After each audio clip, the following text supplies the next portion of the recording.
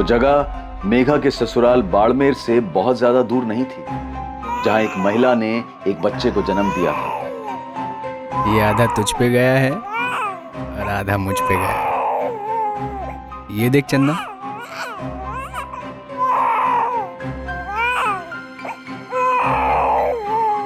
मुझे तो लगता है पूरा तुझ पे ही गया है कमल।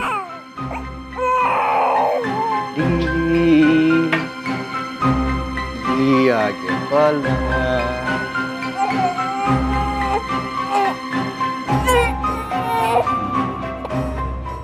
सूरज नाम कैसा रहेगा इसके लिए?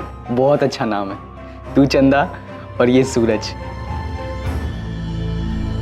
शायद हम कभी ना जान पाए कि तेरी माँ ने ऐसा क्यों किया, पर हमें तो जीना है ना। तेरी माँ तुझसे और मुझसे बहुत प्यार करती थी और उसने जो कुछ भी हमें सिखाया है उसी के सहारे आगे की जिंदगी काटनी है। हमें खुश रहने की कोशिश करनी है। भजन ने तो जिद बांध लिया लगा, दोबारा शादी नहीं करेगा। मगर जगत को एक माँ की जरूरत है, पता जगत भी अपने ही घर का बच्चा है। राकेश और जगत हमारे लिए हमेशा बराबर होने चाहिए। हो सके तो जगत को भी अपना बेटा मानकर एक माँ का प्यार देने की कोशिश करना। सुनो, मुझे माफ कर दो, मैं हमेशा आप पे शक करती थी। सभी ने किया था लता, कुछ लोग तो आज भी करते हैं। मगर ये सब भूल जाओ, मेरे दिल में किसी के लिए कोई मलाल नहीं है। बस किसी दिन मेघा के उठाए इस कदम की वजह पता चल जाए तो अच्छा होगा। भूपेन गुलेरिया ने पहले अपने भाई और अब अपनी पत्नी से जो कहा था, क्या वही सच था? क्या मेघा गुलेरिया ने कदम सिर्फ इसलिए उठाया था ताकि वो सारी प्रताड़ना से दूर अपनी खुशियां ढूंढ सके, या फिर इसके पीछे कोई और ही वजह थी? मेघा के इस कदम को उठाने के पीछे की वजह को ढूंढना आसान नहीं था, और वहीं दूसरी तरफ एक गांव में एक 12 साल का लड़का इस बात का जवाब तलाश रहा था कि उसकी मां अचानक कहां गायब हो गई थी।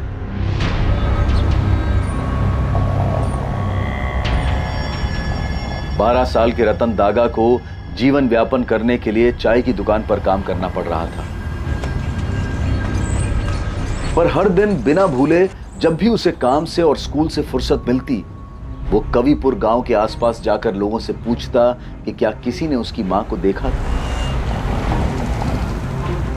वो हाईवे के किनारे इसी आस में घंटों इंतजार करता रहता था कि जिस रास्ते से उसकी मां अचानक चली गई थी, उसी रास्ते से एक दिन वो लौट आई। बेटा रतन, कविपुर का कोई भी घर तेरा अपना घर है। तू सबको अपना परिवार समझ। तू ना अपने खाने की चिंता कर और ना अपने पढ़ाई की। बेटा, सरपंच होने के नाते मैं तुझे वचन देता हूं कि तेरी जिम्मेदारी हम लोग अपने बच्चे की तरह निभाएंगे, ठीक है? और हाँ बेटा, जैसलमेर के आसपास जितने भी गांव है ना, सभी गांव में हमने तेरी माँ को बहुत खोजा, लेकिन उसकी कहीं कोई खबर नहीं मिली। तू फिक्र मत कर, जैसे ही किसी को कोई भी खबर मिलेगी ना, वो हमें तुरंत आकर बता देगा, ठीक है? रतन के पिता को रोड एक्सीडेंट में खोने के बाद गीता दागा ने अपना मानसिक संतुलन खो दिया था। वो अपने पति की मौत के सच को कभी नहीं मान पाई थी। उसे अब तक यही आस थी कि उसका पति कभी ना कभी घर वापस आ जाएगा। वो हाईवे के किनारे इसी उम्मीद में अपने पति की राह देखती रहती थी। अपने मृत पति की तलाश में वो अक्सर यहां वहां भटकती रहती थी, और लगभग हर दिन रतन अपनी मां को गांव के हर कोने में खोजता। वो उसे किसी कोने में पड़ी हुई मिलती और रतन उसे फिर से घर वापस ले आता।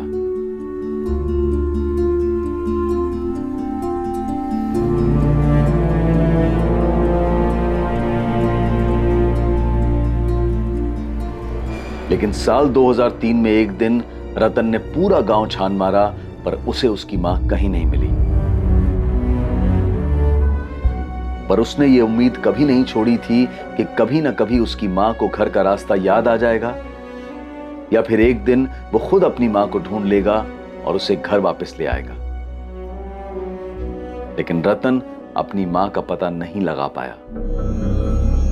कहीं ना कहीं रतन दागा की तकलीफ और भजन गुलेरिया और उसके बेटे जगत गुलेरिया की तकलीफ के तार जुड़े हुए थे।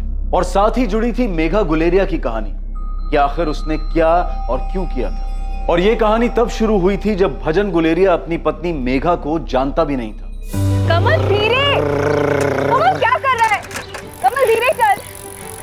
कमल रोक, साइकिल रोक। मैंने कहा ना साइकिल रोक। दोबारा ऐसा किया ना तो तेरी साइकिल पे बैठूंगी नहीं मैं। रोज रोज इतना चिल्लाती रहती है, कभी गिराया तुझे मैंने? पर मुझे डर लगता है ना। अच्छा सुन, घर पे कल बोल देना स्कूल से पिकनिक के लिए फोर्ट ले जा रहे हैं, फिर घूमने चलेंगे। 3 बार पहले भी यही बहाना बना चुकी हूँ। फिर से कहूंगी तो माँ पूछेंगी कि तुम्हारे स्कूल वालों को फोर्ट के अलावा और कोई जगह नहीं मिलती क्या? अच्छा, बालोतरा चलते हैं फिर। सुबह स्कूल से छुट्टी मारेंगे, बस से जाएंगे, दिन भर घूमेंगे और शाम को वापस। तू एक काम कर, तू अपनी माँ को बोल मेरे घर पे आ और मेरा हाथ मांग ले, फिर बहाना बनाने की जरूरत ही नहीं पड़ेगी। मान जाएगी माँ? अगर नहीं मानी तो? तू भागेगी मेरे साथ? कमल, मैं अपनी माँ को दुखी नहीं देख सकती। तू पहले बात तो कर, उनको मेरे घर भेज तो सही, फिर देखेंगे ना, बात होगी। फिर अगर माँ ने मना किया तो तब का तब देख लेंगे। ठीक है। माँ, हाँ। ये लड़का है, भजन नाम है। मेघा देख जरा, रिश्ता है तेरे लिए। देखने में तो थोड़ा अच्छा लगे। माँ, परिवार भी बहुत अच्छा है, बरमेर में जमीन है इनकी। लड़का 22 साल का है। हमारे चरण भाई साहब ने रिश्ता बताया है। मैंने मेघा का फोटो भिजवा दिया उनके हाथ। माँ, लड़के का फोटो देखते ही मैंने चरण भाई साहब को बोल दिया कि लड़का हमें बहुत पसंद है। अब अगर वो मेघा को देखना चाहते हैं तो अगले इतवार को घर आ जाए। मेघा देख जरा, लड़का कैसा लगा? अच्छा है ना? सबसे पूछ लिया मैंने, किसी को नहीं पता कमल कहाँ गया है। उसकी माँ से पूछा क्या? अरे उनसे भी पूछा, लेकिन उनको भी नहीं पता वो कहाँ गया है। देवा बता ना, वो किसी काम वाम के लिए गया है? कोई फोन नंबर दिया है क्या तुझे? नहीं रे, होता तो बताता नहीं क्या।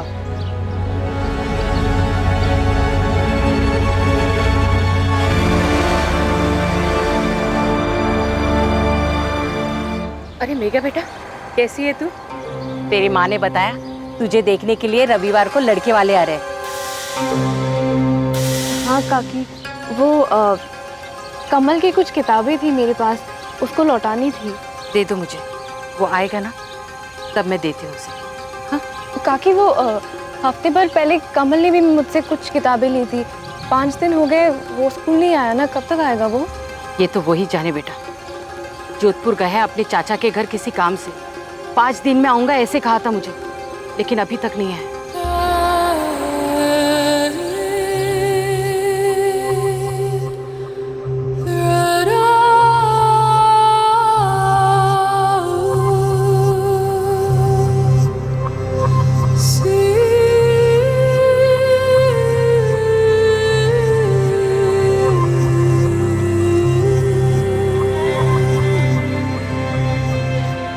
मेघा को पहली नजर देखते ही भजन गुलेरिया को उससे प्यार हो गया। लेकिन मेघा किसी से नहीं कह सकती थी कि वो किसी और से प्यार करती है। भजन गुलेरिया के साथ शादी तय हो जाने के बाद भी मेघा ने कमल का बड़ी बेसब्री से इंतजार किया, पर कमल का कोई अता पता नहीं था।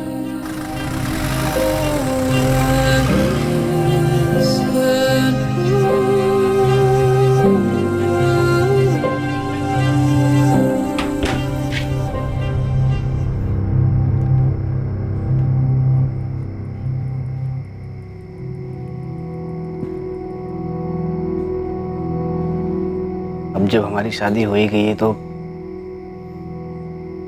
तुमको एक सच बताता हूँ। असल में मैं तो शादी ही नहीं करना चाहता था, तो माँ बापू और भूपेन भैया जबरदस्ती कसम देकर मुझे ले गए थे तुम्हें दिखाने। मैं तो शहर जाकर काम करना चाहता था, पर सच कहूँ तो जब मैंने तुमको देखा तो मेरा मन ही बदल गया। मैंने फैसला कर लिया कि मैं शादी तो तुमसे ही करूँगा। माँ बापू को तुम नहीं अच्छी लगी तो मैं अड़ जाऊंगा। तुमसे तो पूछा नहीं, शायद पूछते भी नहीं होंगे, लेकिन फिर भी मैं पूछता हूँ, क्या मैं तुमको पसंद आया?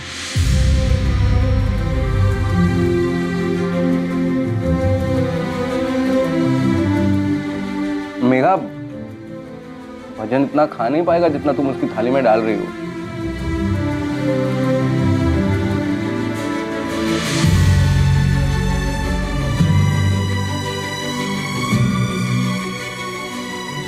मेघा चौहान अब मेघा गुलेरिया बन चुकी थी। उसने ना सिर्फ इस शादी को स्वीकार कर लिया था, बल्कि वो इस शादी से खुश भी थी।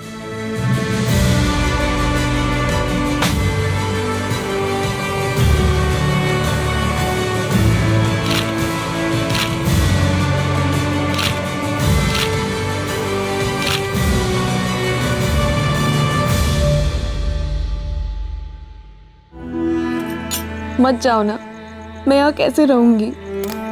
मेघा, मैं तेरे और जगत के लिए तो जा रहा हूँ ना।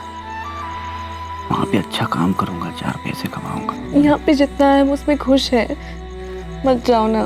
दिल्ली बड़ा शहर है, करने को बहुत सारा काम है, और काम दिलाने में तेरा भाई गुंजन भी तो मदद कर रहा है ना। भजन, मुझे बहुत डर लग रहा है। मेघा, इसमें डरने वाली कौन सी बात है? तू अकेले थोड़ी है घर में, सभी तो हैं। माँ है, बापू है, कंचन है, लता भाभी है, और भूपेन भैया भी तो हैं।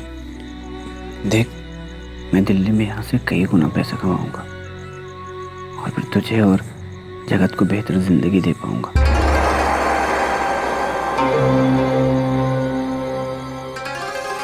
भजन बस यही सोच सकता था कि उसके दिल्ली जाने की वजह से मेघा दुखी थी। मेघा किसी भी हालत में उसे सच नहीं बता सकती थी कि उसके दिमाग में क्या चल रहा है, आखिर वो किस दुविधा से गुजर रही थी।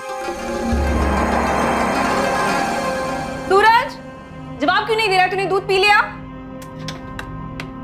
पहले दूध पी, चल खत्म कर सब। मम्मी देखो उसमें मक्खी है। नाटक मत करो, थप्पड़ मारूंगी। खत्म करो। क्यों पिलाते हो मम्मी? इतना गंदा होता है। कि तेरे सेहत के लिए अच्छा है। अब पूरा खत्म करो। मम्मी पापा कब आएंगे? पता नहीं, पूछ के बताऊंगी। पापा हर बार बाहर जाते हैं, टूर पे जाते हैं, और उनको टाइम नहीं होता कि कब वापस आएंगे।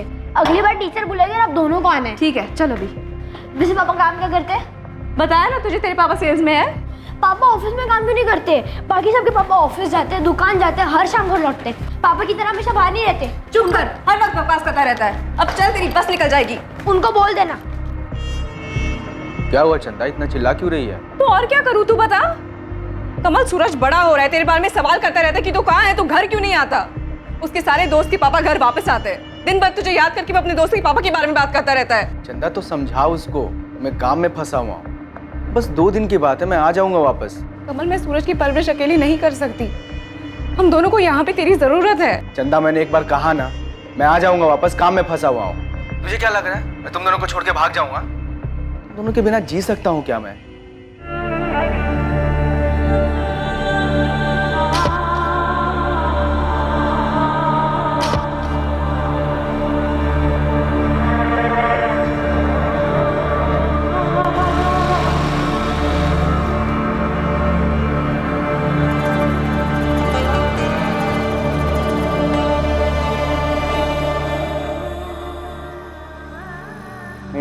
लड़के के घर वालों से बात हो गई। हम लड़के को एक मोटरसाइकिल दे रहे हैं। कंचन को 2 लाख के गहने देंगे जो लड़के वालों के घर जाएंगे। साथ में 2 लाख नकद भी देंगे, और उनके मेहमानों का ख्याल तो हम रखेंगे। भजन, तू सुन रहा है? हाँ, आप कैसे भी करके कंचन की शादी तय कर दीजिए। मेरे बाद जो कुछ भी होगा मैं दे दूंगा। भजन, तू ऐसा क्यों कर रहा है? क्यों अपने आप को तकलीफ दे रहा है? जगत को देखा बड़ा हो गया वो, उसकी पूरी जिंदगी पड़ी है उसके सामने, और अब तो वो भी सब कुछ भूल चुका है। तू क्यों नहीं भुला पा रहा? ना तू ठीक से खाता है, ना अपना ख्याल रखता है।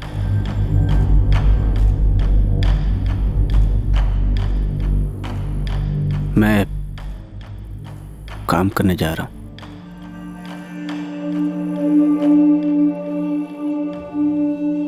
एक भजन, जो कुछ भी हुआ उस तकलीफ से गुजरना सबके लिए मुश्किल था। ये जो लड़का है ना पंकज, बड़ी मुश्किल से हाँ कहा है उसने कंचन से शादी करने के लिए। उसने या उसके परिवार ने अभी तक तेरे बारे में कोई सवाल नहीं पूछा, ना ही तेरी बीवी के बारे में।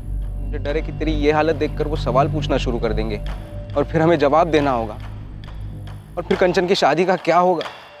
आप फिक्र मत करो भैया, मैं उन लोगों के सामने आऊँगा ही नहीं।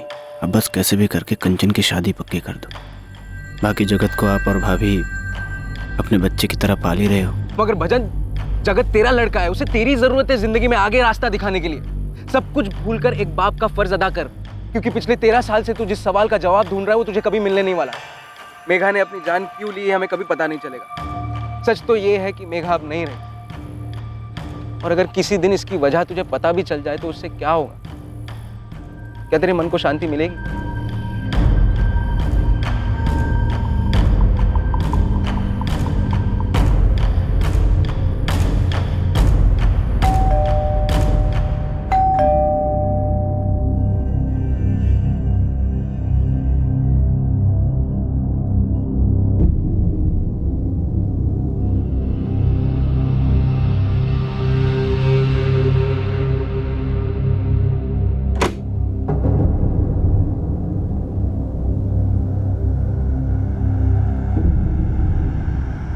ये पकड़, अपने लिए अच्छी साड़ियाँ ले लेना और सूरज के लिए भी अच्छे कपड़े, और तेरे लिए नया मोबाइल लाया हूँ।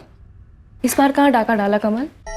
चैन से खाना खाने दे चंदा, 2 हफ्ते बाद घर का खाना मिला है। सूरज को मैं क्या कहूँ कमल? झूठ बोलना पड़ता है उसे कि उसके पापा सेल्समैन है इसलिए बाहर जाते हैं। क्या होगा अगर उसे पता चल जाएगा? मेरे पास उसके सवालों का कोई जवाब नहीं है। क्या होगा अगर उसको पता चलेगा कि उसके पापा सेल्समैन नहीं चोर है? कमल तू ये सारी काम छोड़ क्यों नहीं देता? कुछ आम लोगों वाला काम करते हैं ना। कहने में बहुत आसान लगता है, कुछ और काम करूंगा तो इतने पैसे मिलेंगे क्या? न तेरी जरूरतों का ख्याल रख पाऊंगा न सूरज की। और अगर सूरज को पता चल गया तो? कैसे पता चल जाएगा? हाँ, इतने सालों से कर रहा हूँ, पुलिस को आज तक पता नहीं चला है। हाथों में सफाई है मेरे, एक रिकॉर्ड नहीं है मेरा पुलिस के पास। खामखा ही डर रही है। डर लगता है मुझे कमल, बहुत बार ये सपने में आता है। जब भी ये दरवाजे की बेल बजती है ना, ऐसा लगता है कि मैं दरवाजा खोलूंगी और पुलिस आएगी सामने और तुझे पकड़ के ले जाएगी। और सूरज बार बार ये सवाल पूछेगा कि हमने ये सब क्यों छिपाया उससे। कमल एक बार सोच के देख ले, कुछ अच्छे से चल रहा है, सूरज की पढ़ाई बहुत अच्छे से चल रही है, लेकिन अगर ऐसा हो गया तो? अगर तू पकड़ा गया तो क्या कहेंगे उसे लोग? चोर का बेटा। 13 साल हो गए, आज तक पता लगा है किसी को कि तू चंदा नहीं मेघा है? 13 साल हो गए, किसी को पता लगा है तू मरी नहीं जिंदा है? इतनी बड़ी बड़ी बातें पता नहीं लगी, इतनी छोटी सी बात पता लग जाएगी। बहुत संभल के काम करता हूं मैं, बहुत होशियारी से, हमेशा से ही। पहले भी तूने बोला था हम पकड़े जाएंगे।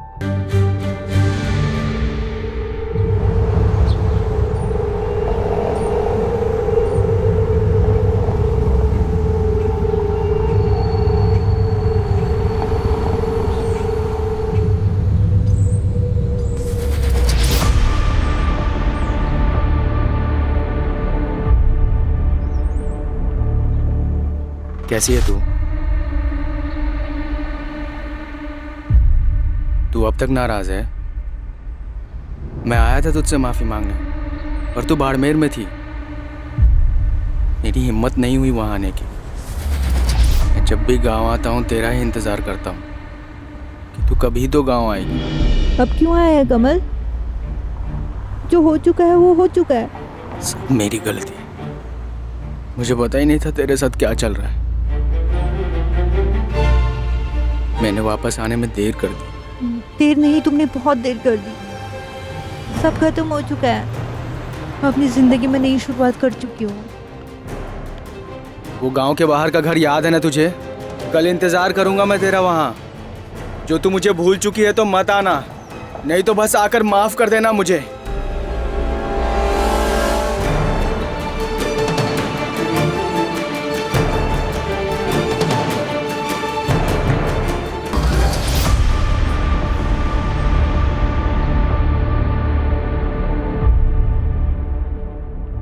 यकीन था मुझे तू आएगी।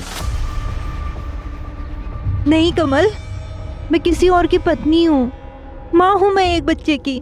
मेघा, मुझे पता होता तेरे साथ क्या चल रहा है तो मैं उस समय ही तुझे भगा के ले जाता। पर अब इस सब का क्या फायदा कमल? क्या अब तू मुझसे प्यार नहीं करती? पर अब मैं बहुत खुश हूँ अपनी जिंदगी में कमल।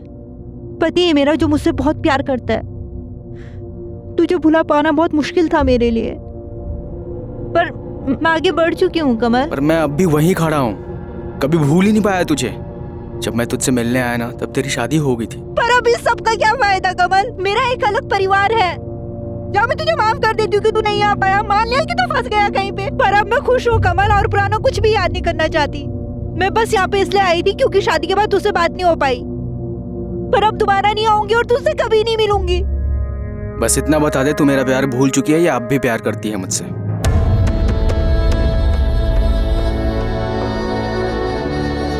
बोलना इतना आसान होता ना, तू कभी आती ही नहीं यहाँ। कमल, मैं तुझसे बहुत पहले प्यार करती थी, पर हाँ, मैं भुला नहीं सकती। तू वो पहला इंसान है जिससे मैंने प्यार किया था। वो पहला इंसान जिसे तूने किस किया था, जिसके साथ तू रहना चाहती थी, जिसके साथ अपनी पूरी जिंदगी बिताना चाहती थी। किस्मत हमारे साथ नहीं थी। जब तुझे मेरी ज़रूरत थी मैं था ही नहीं। पर क्या उस गलती की वजह से हम दोनों एक दूसरे को हमेशा कोसते रहेंगे, एक दूसरे से अलग हो जाएंगे? क्या उस गलती की सज़ा मुझे ज़िंदगी भर मिलनी चाहिए?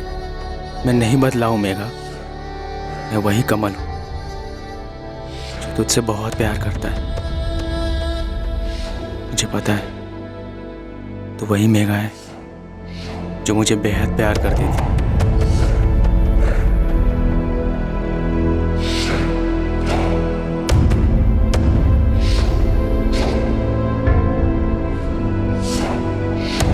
मेघा, हमारी मंजिल पहले भी एक थी, आज भी एक है और हमेशा ही एक रहेगी।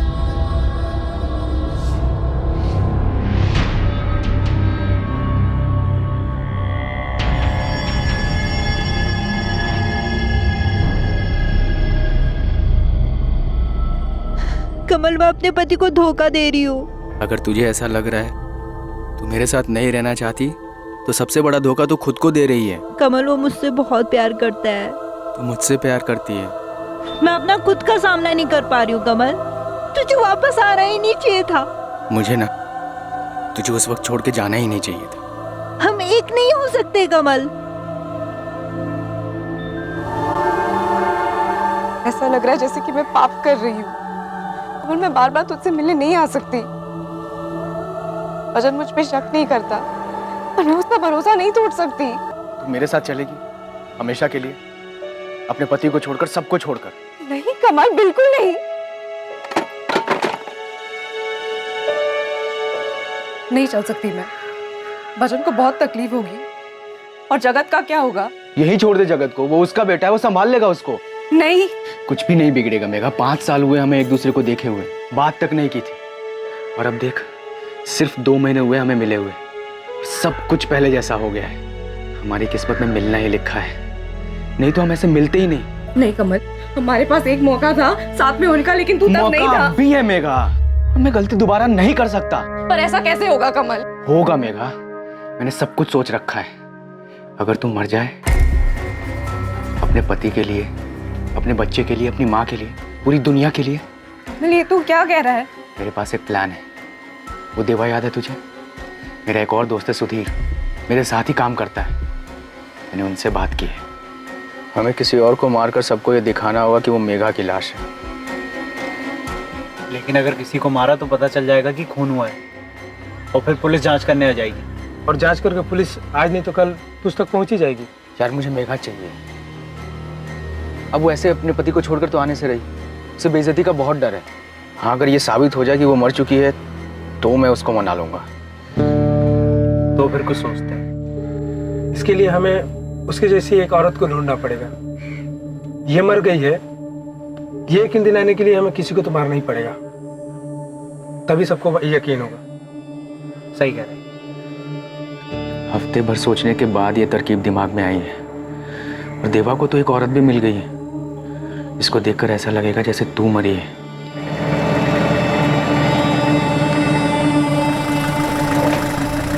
वो देख, उसका दिमागी संतुलन ठीक नहीं है। यहाँ वहाँ इधर उधर, सड़क, हाईवे, पूरे गांव भर में घूमती रहती है अपने मरे हुए पति की तलाश में। बेचारी जिंदगी से बहुत परेशान है।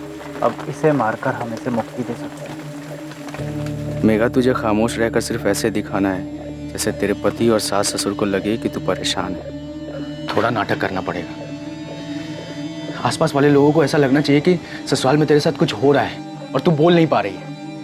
ऐसा जैसे ससुराल वाले तेरे ऊपर दहेज को लेकर के जुल्म कर रहे हैं, तुझे मानसिक तौर पर परेशान कर रहे हैं। और थोड़ा ऐसा भी लगना चाहिए कि ससुर और जेठ तेरे साथ कुछ गलत कर रहे हैं। जब भी तेरी माँ का फोन आया ना तो तू ऐसे बात कर जैसे तू परेशान है और अपने सास ससुर से खुश नहीं है। भजन दिल्ली जा रहा है गुंजन भैया के साथ काम करने के लिए, ताकि मुझे और जगत को एक अच्छी जिंदगी दे पाए। और मैं यहाँ। फिर तो ये और भी अच्छा मौका है, हम ऐसा दिखाएंगे जैसे तूने आत्महत्या की है। तुझे पता है देवा मुझे बता रहा था अगर 7 साल के अंदर लड़की के साथ दहेज को लेकर कुछ हो जाए ना तो ससुराल वाले लंबे समय के लिए अंदर जाते हैं। पर कमल, उन लोगों ने मेरे साथ कुछ बुरा नहीं किया है। तो मैंने कौन सा बुरा किया है मेघा जो मैं तेरे बगैर जिंदगी बिताने की सजा काटूं? देख मेघा, हमें एक मौका मिला है, हम ये मौका गंवा नहीं सकते। मान जा, हम बड़ी आसानी से एक दूसरे के साथ हो सकते हैं मेघा, और ऊपर वाले ने हमें ये मौका दिया है। ये सब सोचकर ये मौका बर्बाद मत कर।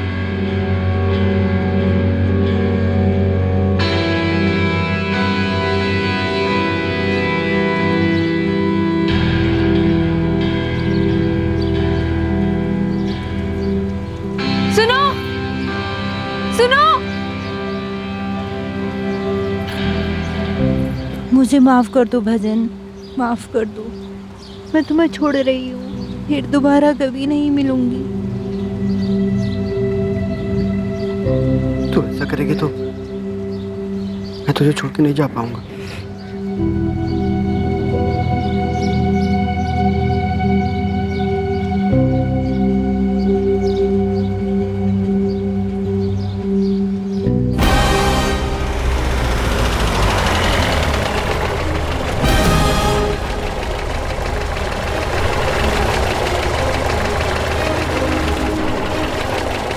मेरे पति को देखा क्या तूने? हाँ मैंने देखा ना। कहाँ देखा है?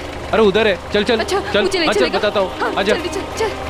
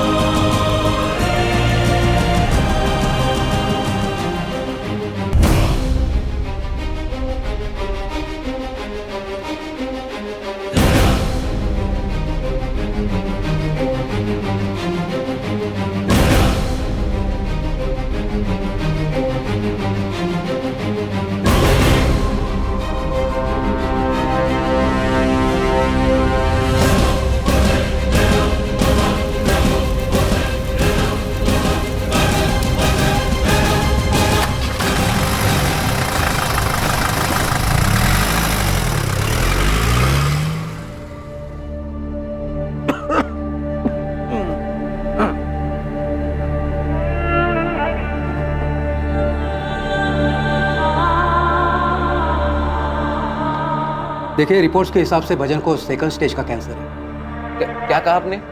Second stage cancer? क्या मतलब है इसका?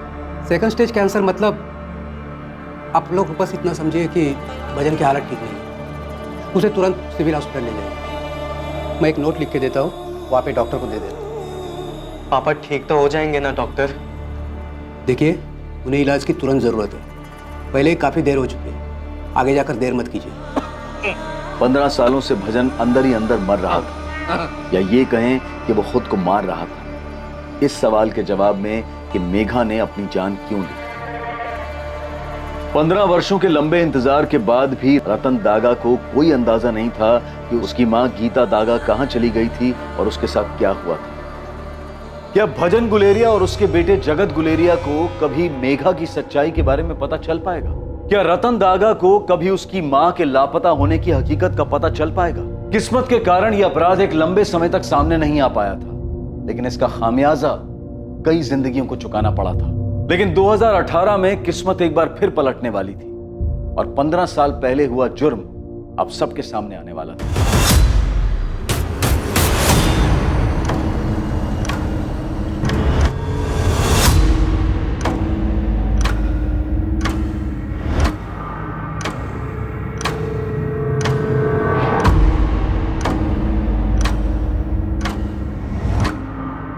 ध्यान से देखिए जितेंद्र, तीनों में से किसी को जानते हैं? इन तीनों में से कभी कोई आपकी दुकान पर आया हो? नहीं सर, इनमें से कोई भी कभी भी मेरी दुकान पर मैंने पहले नहीं देखा। गनीमत समझिए सर कि मेरी दुकान में एक छिपा हुआ सीसीटीवी कैमरा था जिस पे इन चोरों की नजर नहीं पड़ी।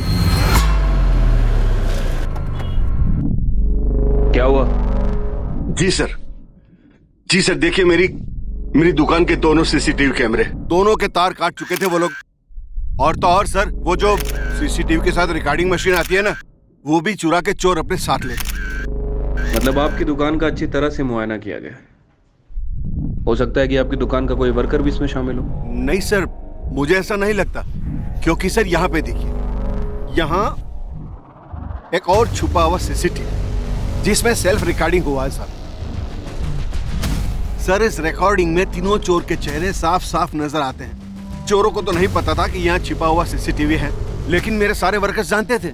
और अगर सर मेरे वर्कर्स मिले हुए होते तो ये सीसीटीवी भी गायब हो जाना चाहिए था ना।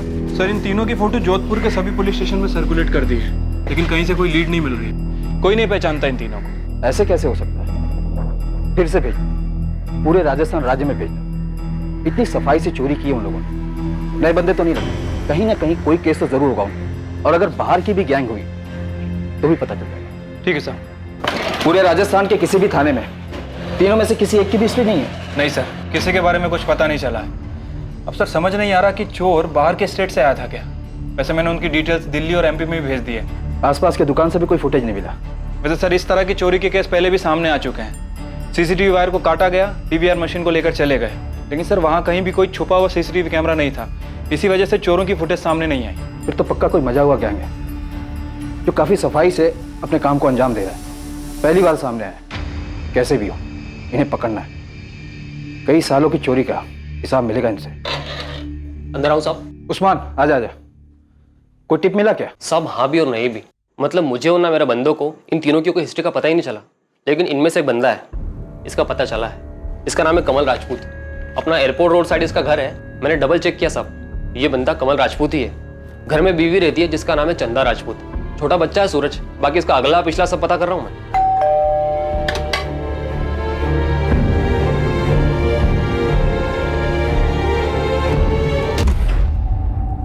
चंदा राजपूत,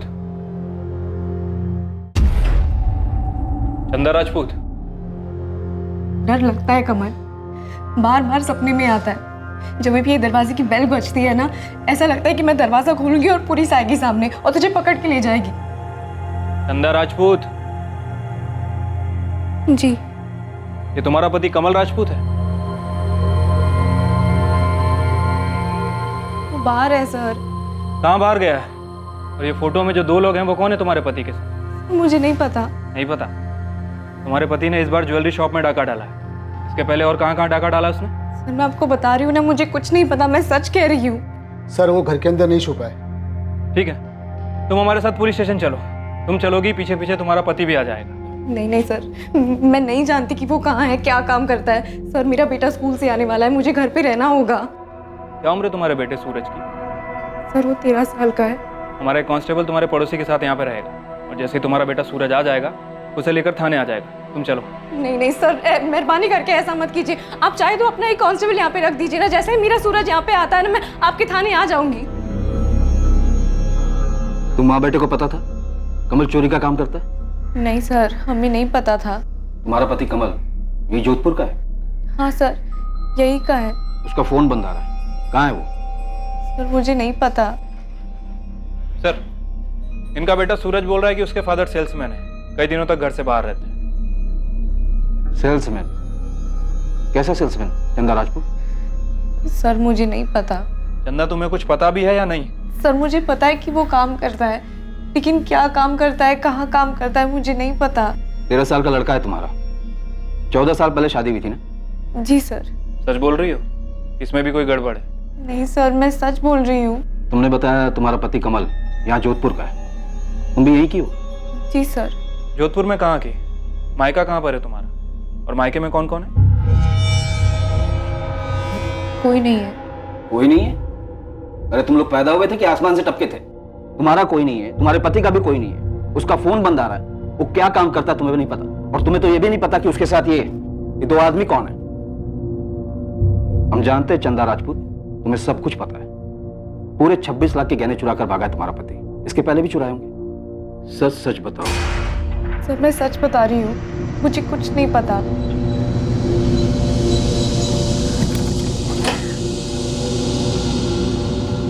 सलाम साहब, ये चंदा झूठ बोल रही साहब। इसका पति कमल राजपूत जैसलमेर के रूपनगर गांव से है और वहीं पर उसकी मां मनीषा राजपूत भी है।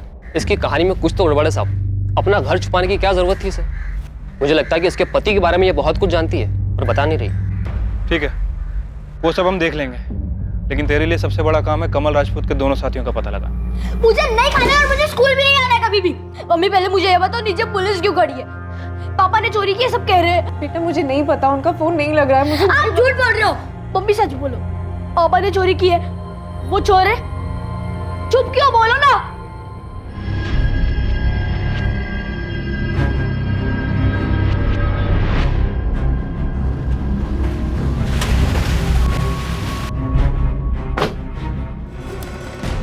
ये आपका बेटा कमल है?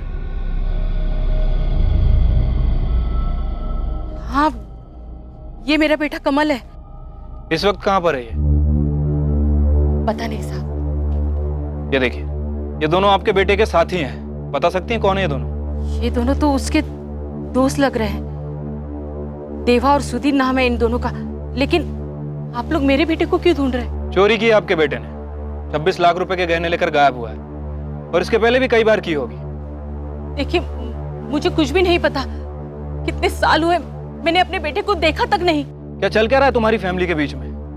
उधर तुम्हारी बहू चंदा कह रही है कि कमल का कोई परिवार ही नहीं है। तुम लोग आपस में बात नहीं करते हो क्या? देखिए, मैं किसी चंदा को नहीं जानती और मुझे ये भी नहीं पता कि कमल ने शादी कर ली है। तब तो आप अपने पोते सूरज को भी नहीं जानती होंगी। कमल को देख के 15 साल हो गए। 15 साल पहले वो गया, आज तक नहीं लौटा। वो ना कोई चिट्ठी भेजी और ना ही कोई फोन किया उसने। मुझे ये तक नहीं पता कि उसने किसी चंदा नाम की लड़की के साथ शादी किया और उसका एक बच्चा भी है। चंदा के सामने बिठा के जब सवाल जवाब करूंगा ना तो पता चल जाएगा क्या जानती है और क्या नहीं। अरे तुम्हारा बेटा कमल कहाँ पे? ये है चंदा। क्यों, इसका और भी कोई नाम है? हाँ साहब, ये हमारी गांव की मेघा है, गायत्री की बेटी। लेकिन ये तो 15 साल पहले मर चुकी है। मेघा 15 साल पहले मर चुकी है? हाँ साहब, ये मेघा चौहान है। शादी के बाद ये मेघा गुलेरिया बन गई थी। 15 साल पहले उसने आत्महत्या कर ली। ससुराल वाले दहेज मांग रहे थे उससे, इसलिए मिट्टी का तेल छिड़ककर उसने खुद को जला दिया। ये मेरी बेटे की पत्नी कैसे हो सकती है? आप लोग पक्का इस मेघा से मिले हो? ये आपकी बेटी मेघा है?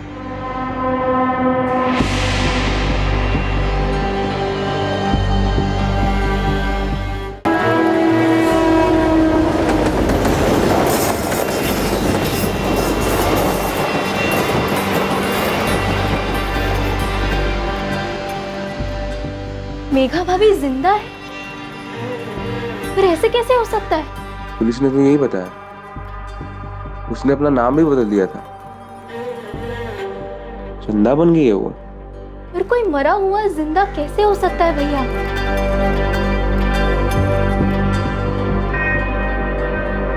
कमल राजपूत और उसके दोनों साथी देवा और सुधीर जैसलमेर में ही छुपे हुए थे, जिन्हें पुलिस ने ढूंढ निकाला। इनके पास से लूट का एक बहुत बड़ा हिस्सा बरामद हुआ, लेकिन इस लूट से बड़ा वो अपराध था जो 15 साल पहले हुआ था। ये देखिए सर, बाकायदा कोर्ट में केस चला है सर। भजन गुलेरिया के पिता रणछोड़ गुलेरिया, माता पार्वती गुलेरिया और बहन कंचन गुलेरिया, ये तीनों ही जेल में थे सर। लेकिन कोर्ट के पास कोई सबूत नहीं था, इसलिए इन्हें रिहा कर दिया गया। सबूत ना होने की वजह से, और वो भी ऐसे जुर्म के लिए जो उन लोगों ने कभी किया ही नहीं था।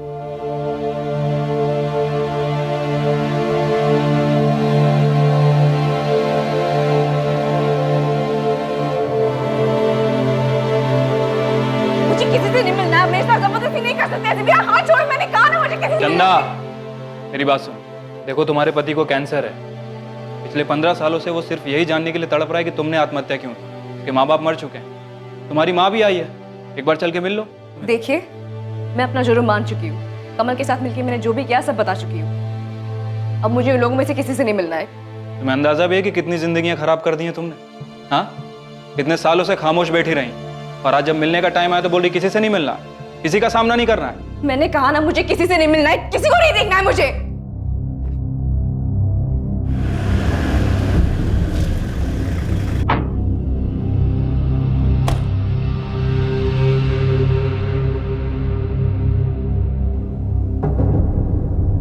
किडनैपिंग के केस पर क्या हुआ? सर, मैं रतन दागा। आपने फोन किया था, आप मेरी माँ के बारे में कुछ बोल रहे थे, क्या पता चले आपको? हाँ रतन, बैठो। जी सर। रतन, हमने पता किया 15 साल पहले तुम्हारी माँ को मार दिया गया था और उन्हें जलाकर मारा गया, और इस काम को एक कपल ने मिलकर अंजाम दिया क्योंकि वो साथ में भागना चाहते। तुम्हारी माँ की लाश को उस औरत की लाश बताकर ये साबित करना चाहते थे कि उस औरत ने आत्महत्या कर दी, ताकि सबको यही लगे कि वो भागी नहीं, मर गई। मेघा गुलेरिया नाम था उसका।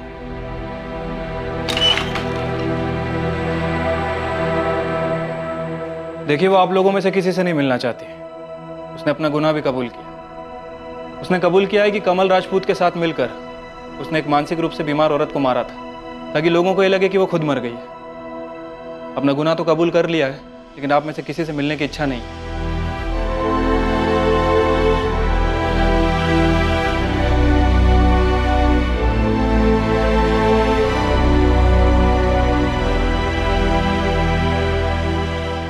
मैं आपसे हाथ जोड़कर माफी मांगती हूँ दामाद जी, मुझे माफ कर दे। रहने दीजिए माँ जी, उसने सिर्फ हमको ही नहीं, आपको भी अंधेरे में ही रखा था। अंधेरे में नहीं पापा, माँ ने हम सबके पीठ पे छुरा घोपा है, छुरा। अरे अपने स्वार्थ के लिए क्या क्या नहीं किया माँ ने, किस किस को मार दिया, दादा को, दादी को, इन सबकी हत्या की है। माँ को नहीं मिलना है ना तो ना मिले, लेकिन एक बार मुझे उससे मिलना है, एक बार उसका चेहरा देखना है मुझे।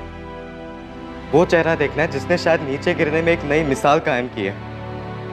इस केस के खुलासे ने सभी को चौंका दिया।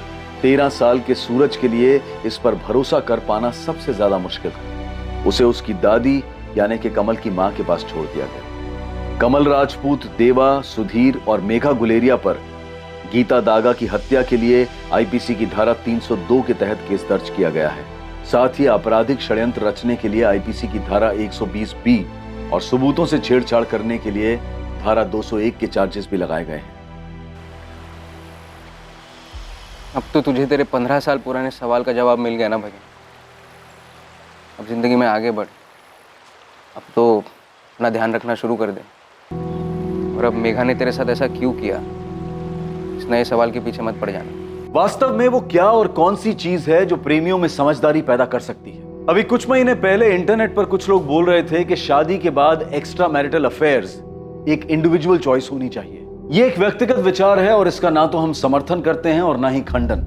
ये आपको सोचना है कि क्या सही है और क्या गलत। एक तरफ इस जघन्य अपराध में शामिल किरदार 14 सालों तक कभी रोशनी में नहीं आए, लेकिन एक लाश सामने थी जो देखने में हूबहू मृतक महिला की तरह लग रही थी, लेकिन बहुत ही बुरी तरह जली हुई हालत में। ऐसे मामले में मृतक महिला का डीएनए टेस्ट किया जाना चाहिए था। इस बात की पुष्टि की जानी चाहिए थी कि मेघा से मिलती जुलती हुई लाश वाकई में मेघा की ही थी या नहीं। इस तरह का अपराध मायूसी देता है और हर तरफ से खामोशी से तबाही ही लाता है। किसी की लाश पर खुशियों की इमारत कैसे खड़ी हो सकती है? अब मैं अनूप सोनी आपसे विदा लेता हूं। कल रात 11 बजे कौन बनेगा करोड़पति के कर्मवीर एपिसोड के बाद आपसे फिर मुलाकात होगी एक और नए केस के साथ। और याद रखें, क्राइम और आपके बीच में सिर्फ इतना फर्क है कि आप कितने सतर्क रहें, सुरक्षित रहें। जय हिंद।